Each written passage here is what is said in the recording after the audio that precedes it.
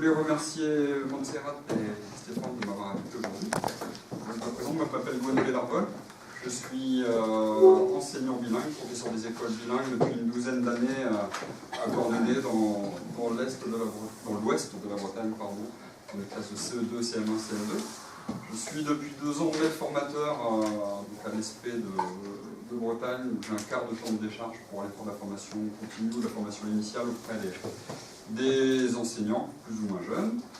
Et depuis, j'ai commencé pas l'année dernière, l'année d'avant, un master de recherche que j'ai soutenu en 2014 sur le rapport au savoir et les pratiques langagières. Donc, sous la direction de Martine Carran, qui est spécialisée dans le plurilinguisme.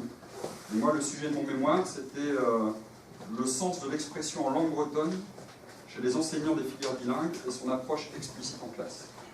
Quel sens a cette expression pour les enseignants? Pourquoi est-ce qu'ils parlent breton? Pourquoi est-ce qu'ils disent parler breton? Est-ce qu'ils parlent de ce sens-là en classe, avec leurs élèves? Et s'ils en parlent, comment est-ce qu'ils en parlent? C'est un questionnement qui est issu d'un questionnement personnel, justement, même si, a priori, ça me paraissait évident pour moi d'être un style bilingue, comme on dit.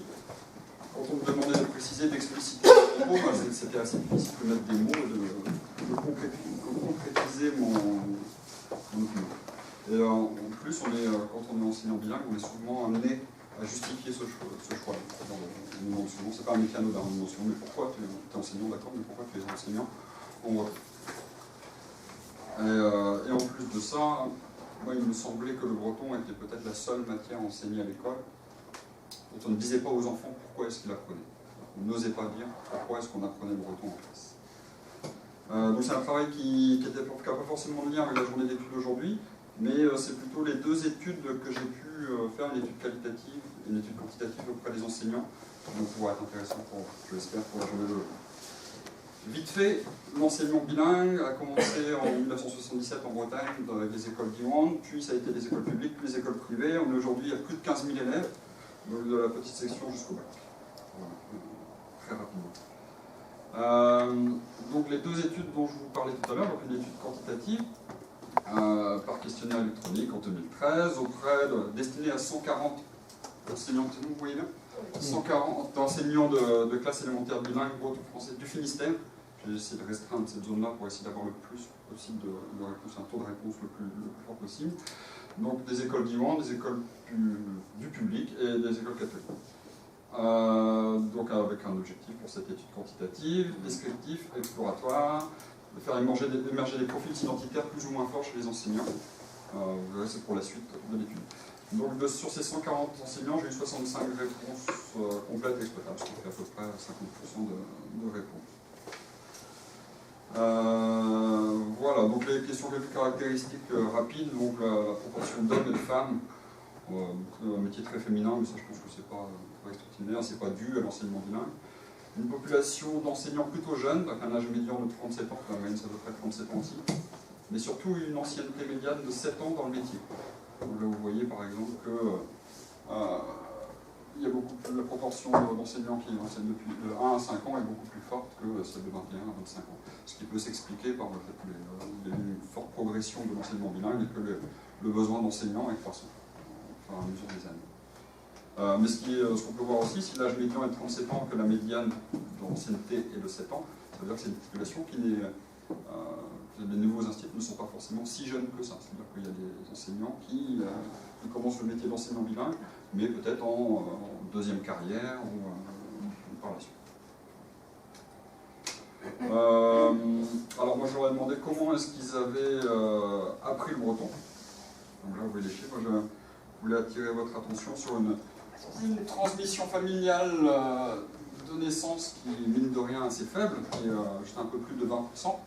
Et ce qu'on peut remarquer, c'est que les formations, ce qu'on appelle des formations longues, mais qui sont en fait des formations courtes, parce que apprendre le breton aussi, 6-9 mois, c'est assez court, ben, ça représente plus de 40%. Alors ça fait plus de 100% parce qu'il y a plusieurs manières une personne peut avoir plusieurs manières d'apprendre une langue. Mais on voit que ces formations longues représentent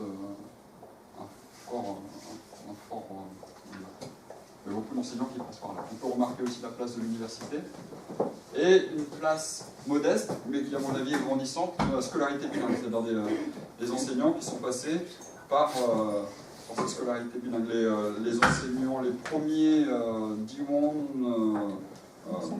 qui ont pu aller jusqu'au lycée, je ne sais pas Stéphane, je ne sais pas quel âge ils peuvent avoir, les 35 ans. 35 ans. C'est les premiers qui ont fini le lycée. Voilà, donc on est sur de plus en plus d'élèves, et donc du coup, nous on observe chez les enseignants qu'on a en formation, qu'il y en a de plus en plus qui sont passés par les filières bilingues. Voilà, et donc ce qu'on peut observer, alors je vais me faire taper sur les doigts parce que j'ai dit néolocuteurs, une très forte proportion de nouveaux locuteurs, donc de nouveaux bretons parmi les enseignants. Chacun fait ce qu'il veut. C'est l'écran, je l'ai appris aujourd'hui, j'ai pas eu le temps de changer. L'écrasante majorité des enseignants bilingues sont, que ce soit à Diwan, dans l'enseignement public ou catholique, sont des nouveaux bretons. Donc ensuite, je leur ai demandé d'évaluer leurs compétences. Ici, donc, nous avons les compétences de grammaire à l'oral, grammaire à l'écrit, accentuation et prononciation, spontanéité, aisance, étendue du vocabulaire, connaissance culturelle. Et là, on voit que ça suit à peu près le même schéma pour tout, sauf pour l'accentuation et la prononciation. On voit que le taux de correct est le plus élevé, et pour les connaissances culturelles, où c'est pareil, le taux de correct est le plus élevé. Là, je pense que quand on parle de nouveaux locuteurs, je pense que c'est des caractéristiques de personnes qui ont appris une langue adulte. Et j'aurais demandé aussi avec qui est-ce qu'il parlait breton. Alors, le premier chiffre au niveau des enfants, ça peut faire peur quand on dit non, ils ne parlent pas avec leurs enfants. En fait, il y a eu un défaut du questionnaire quand je l'ai fait, et je n'ai pas pu revenir dessus après. Je n'ai pas demandé aux gens s'ils avaient des enfants.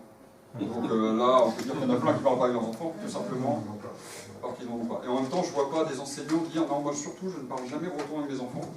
Donc je pense que les réponses, elles sont ici en fait. Que là, ça représente chez les jeunes enseignants une forte proportion d'enseignants qui n'ont pas d'enfants. Et ici, on voit donc que parfois, souvent, tout le temps, c'est assez équilibré.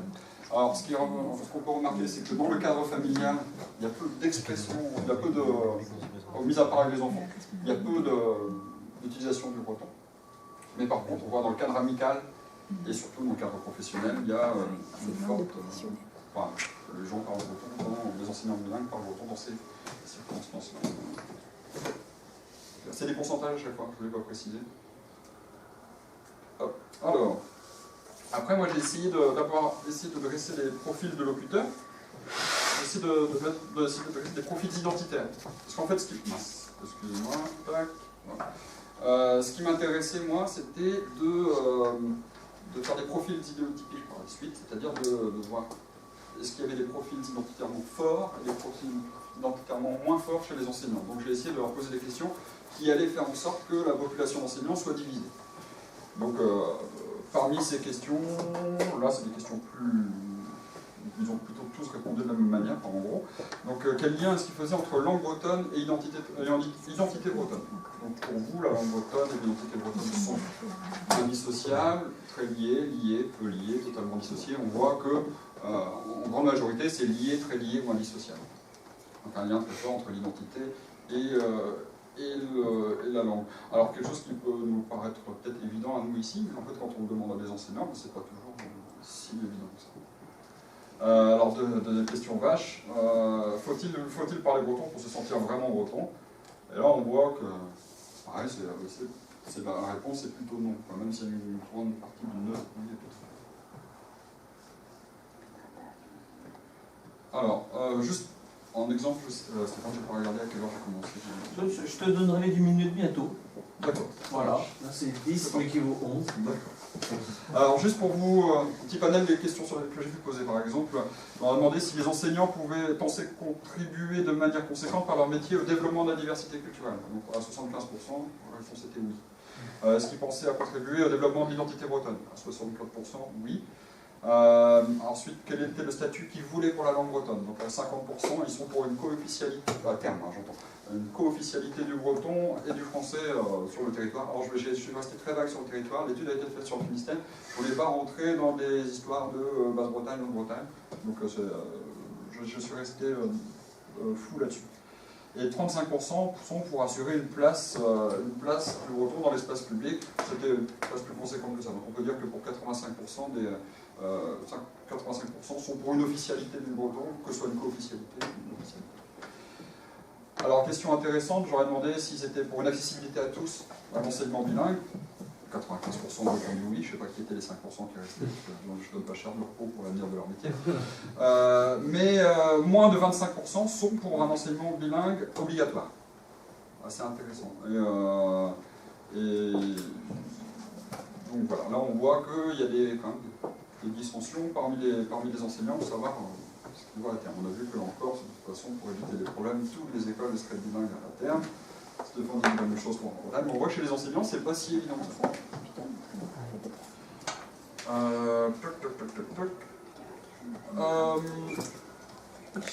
Alors l'enjeu, moi, de mon étude, c'était le traitement. Enfin, c'était le traitement des enjeux en classe. Est-ce qu'on dit aux enfants en classe? Est-ce qu'on parle avec eux? Pourquoi est-ce que c'est important de parler breton? Alors ici, c'était est-ce qu'ils sont conscients des enjeux? Est-ce que vos élèves sont conscients des enjeux de leur apprentissage? Donc on voit qu'ils sont plutôt pessimistes là-dessus. Pour eux, quand je leur ai demandé après individuellement, ils me disent que non, en fait, ils ne comprennent pas trop pourquoi ils sont là. Alors je leur ai demandé, est-ce que vous en parlez en classe? Et là on voit qu'il n'y a que 38% des enseignants qui traitent explicitement des enjeux en classe, qui discutent avec les enfants pour voir ce qu'on fait là, pourquoi est-ce que c'est important d'apprendre le breton. Ce 38% en plus il est gonflé parce qu'il y a des enseignants qui n'ont pas compris la question, qui pensaient que parler des enjeux, ils ont confondu apprendre le breton et parler des enjeux. Donc on voit les réponses, je leur demandais des réponses détaillées, qu'est-ce que vous faites en classe? Des fois c'était un peu à côté de la classe. Donc, je pense qu'un 25% serait plus réaliste que ce 38%. Donc à partir de ça, moi j'ai essayé de mettre en place des profils idéotypiques qui émergeaient en tendance. C'est bien en tendance, hein, c'est des tendances statistiques, c'est un reflet, c'est pour comprendre la réalité, c'est pas la réalité n'est pas comme ça. Donc il y avait le profil de ceux qui traitent des enjeux en classe. C'est surtout les enseignants les plus âgés qui ont le plus d'expérience, ils parlent plus breton du travail, donc surtout avec leurs enfants ou avec leurs amis, et ils ont un profil identitaire fort. Alors, profil identitaire fort, c'est ce que je voyais tout à l'heure, c'est le lien qu'ils font entre identité et langue, c'est est-ce qu'ils sont pour une co-officialité du breton, de la langue française, c'était sur ce genre de questions. Ensuite, ne traite pas des enjeux. Ici, c'est, de toute façon, par opposition, hein, ce sont les enseignants les plus jeunes et qui ont le moins d'expérience. Donc ils ont appris le breton en filière bilingue et mésestiment leurs compétences en accentuation et prononciation. Ils ne parlent pas breton avec leurs enfants ou n'en ont pas, ils ont un profil identitaire moins fort. Voilà les résultats bruts tels qu'ils sont. Après, je vous dis, c'est vraiment en tendance. Il ne faut pas prendre ça pour... Si vous voyez un institut qui est issu de filière bilingue, il ne faut pas lui dire, toi, de toute façon, tu n'as rien compris. Ça m'a permis, après, moi, de faire une étude qualitative, d'aller voir des enseignants pour faire des entretiens semi-directifs que j'ai menés en 2014 auprès de 5 enseignants. Alors j'ai choisi ces 5 enseignants justement. Alors 4 d'entre eux c'était profil idéotypique, traite des enjeux, donc quelqu'un qui correspondait au profil idéotypique, quelqu'un qui était à l'inverse du profil idéotypique mais qui traitait des enjeux, et inversement pour ne traite pas des enjeux, pour voir quels étaient les... un objectif explicatif, pour comprendre les mécanismes qui sous-tendent les réponses de l'étude quantitative. Donc j'ai fait des entretiens, 245 minutes d'entretien, et donc voilà assez rapidement une partie de ce qui m'en est sorti. Donc, ça a mis en évidence des significations partagées. Alors signification partagée, c'est un sens personnel. J'aime bien le football, tu aimes bien le football. C'est des propositions aux significations communes qui sont... on vote, on trouve normal de voter, et tout le monde trouve normal de voter, personne ne remet ça en cause. La signification partagée, c'est je vote pour tel parti, toi aussi, toi non. Signification commune, c'est qu'on ne remet pas en cause quelque chose qui est institutionnalisé. Donc au niveau des significations partagées, le plaisir, plaisir de parler breton, donc ça c'est quelque chose qui revient beaucoup, le plaisir par rapport à la langue. La liberté de choix, c'est le breton, c'est quelque chose en plus. C'est quelque chose que j'ai choisi moi. C'est quelque chose qui m'appartient parce que j'ai fait le choix d'aller vers cette langue. Le rôle identitaire de la langue, je suis bretonne, je parle breton. Ça fait partie des réponses évidentes qu'on a données. un sens politique par rapport à un sentiment de violence qui a été fait à la langue bretonne par le passé. Donc un sentiment de, on appelle ça la langue bretonne, donc du coup moi je vais l'apprendre on est en réaction par rapport à ça. Des rencontres, très importantes, le fait d'avoir rencontré telle personne qui parlait breton, ou un univers, ou des gens, ou une bande de copains qui est intéressante, ça donne envie d'apprendre le breton, d'apprendre ces circonstances-là. Et ensuite une relation à la terre, ça j'ai entendu ça aussi, ici, les noms de lieux sont en breton, les montagnes parlent breton, le ciel parle breton, donc c'est normal qu'on apprenne un peu. Ça c'était un enseignant qui est bourguignon, et qui est venu en vacances en Bretagne, et qui est tombé amoureux de la Bretagne, et pour lui la langue bretonne allait avec le cadre que représente la Bretagne. Et certains, donc c'est faire perdurer la langue bretonne, une volonté d'apprendre pour transmettre, c'est-à-dire de se mettre soi-même en tant que maillon de la chaîne du breton, qui me perturbe avec ça. Voilà, ça fait partie des significations partagées, et donc maintenant je vais aborder les significations communes, donc qui se sont retrouvées, alors significations communes ou qui devraient être communes, c'est-à-dire qui soit sont communes aux 5 répondants, soit qu'ils estiment eux, ça devrait être normal de penser ces choses-là. C'est pas un choix personnel, c'est pas un avis. Donc déjà ils me disent qu'il y a certains moments où la langue est déjà institutionnalisée. Ils parlent de la Réladec par exemple, la course pour la langue bretonne, ils parlent de certains événements dans l'année où la langue de fait, ça ne leur viendrait pas à l'esprit de parler une autre langue. C'est la langue qu'on parle dans ces circonstances-là, elle est déjà institutionnalisée dans ces moments-là. Alors, l'identité collective, la culture. Donc on est breton, on vit en Bretagne, là c'était affiché comme quelque chose de normal, on doit parler breton. Facteur d'intégration, de compréhension de son milieu. C'est l'enseignant bourguignon qui disait que lui, pour s'intégrer en Bretagne, il avait besoin de parler breton. C'était pour lui une manière de s'intégrer ici. Donc une importance important pour appréhender l'altérité et la diversité culturelle. Le monde n'a pas qu'une couleur. Apprendre le breton, c'est apprendre ce contact à l'altérité. C'est une manière d'aller à la rencontre de l'autre, qui est aussi, c'est revendiquer sa différence pour aller à la rencontre de la différence des autres. Et pour l'ensemble des répondants, les liens entre langue, culture, identité et diversité culturelle étaient évidents. Alors, ce qu'on a pu voir quand même, c'est des points de tension au niveau de ces significations communes. Il y a des obstacles à une véritable institutionnalisation de la pratique de la langue bretonne. Des allants de soi, c'est-à-dire des gens qui vous répondent du tac au tac, vous parlez breton, c'est parce que vous voulez rester entre vous, ou alors, de toute façon, pourquoi tu vas apprendre le breton, de toute façon ça sert à rien. Des tensions issues de l'histoire, donc ça c'est de la souffrance historique, la génération de ma grand-mère par exemple, qui dit mais pourquoi vous allez apprendre le breton, on a tellement souffert à apprendre le breton, qu'est-ce que vous allez faire avec ça maintenant? Des tensions actuelles dans la relation de l'État français aux langues comme le breton, donc ça c'est par exemple le fait que la charte de langue militaire ne soit toujours pas mise en œuvre, etc.